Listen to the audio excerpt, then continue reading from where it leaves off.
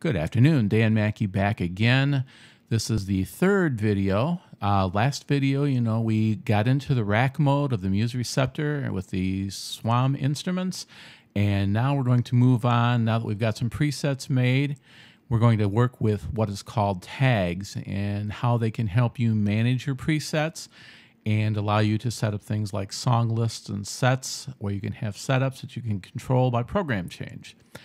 And to start with that, let's just go to the tag button here, and we're going to start a new empty tag. And we're going to do that. Okay, type in the new tag name.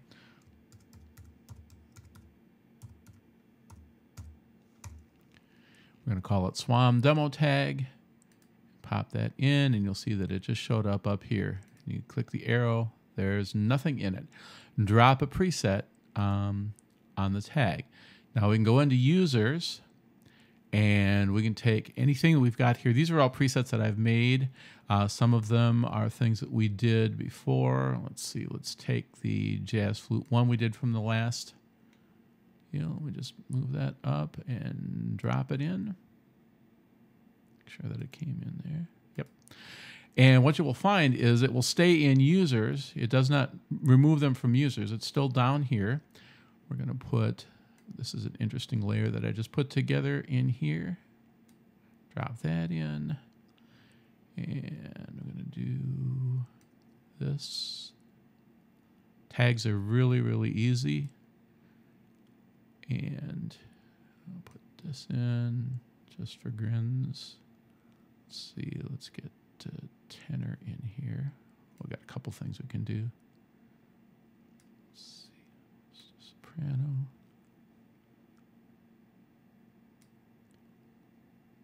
Did that get in there? Let's find out. No, it did not. Let's get that in there. And tags are really, really easy to create. They're not anything to do at all. What you can do with them is very powerful, which is good. And I have a contact player instrument. Pop that in there. Take up a little space. Let's go down to find a tenor or two.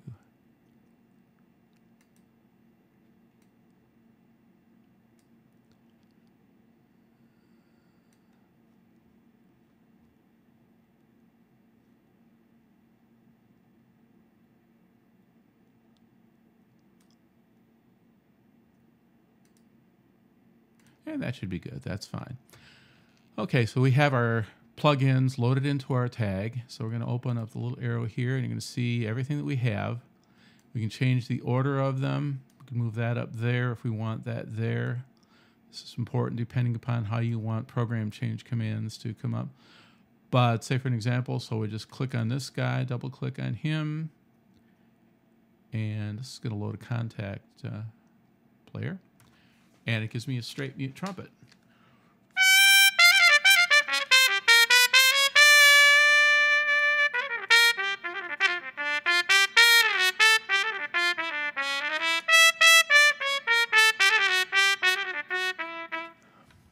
Okay, for an example.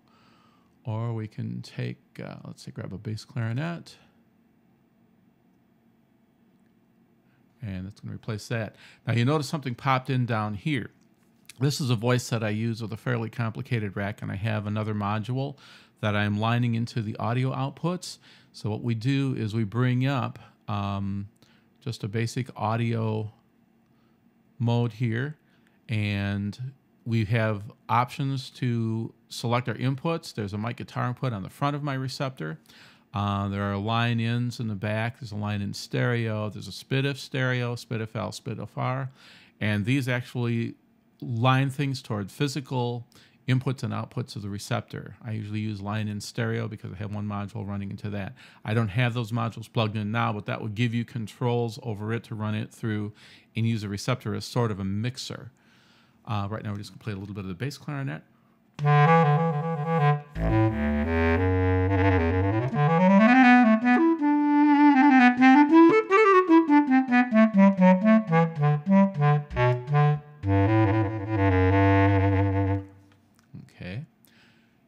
And here is a layer with 2 SWAM instruments. Yeah, I can click OK. I don't worry about that. And so we can get that loaded. And here we go. Here's a layer of an alto sax and an alto flute. And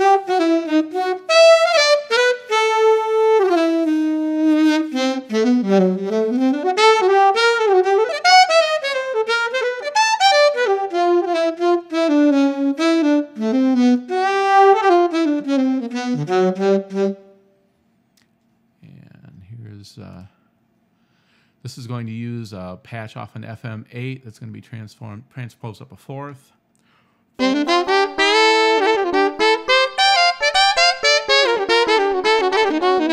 So there's all kinds of possibilities with tags.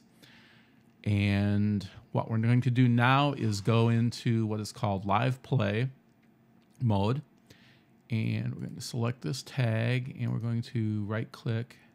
Actually, we're going to go to the tag button here, and it's going to say play SWAM demo tag live. This is going to bring up another window in live mode, and it's going to load all of these presets into active RAM. And that allows us much less time selecting sounds. You can organize these in any order. You can go into your tag, and the way you set up your tag is the order things will appear here. So we're going to go to tenor 1 here right after this. And just a little bit of hesitation. There we go.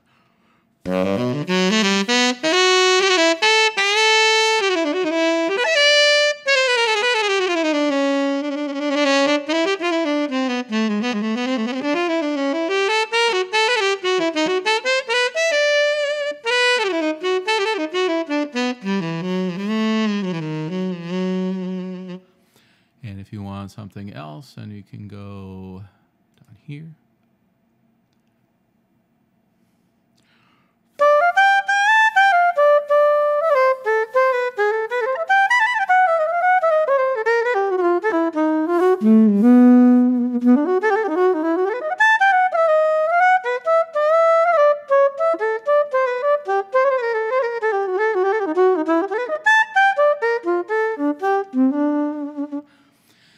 There's a little bit of lag because I am going networked through my iMac, and so there's just a little bit of network lag on that. So those are a little slower. In reality, they change much quicker.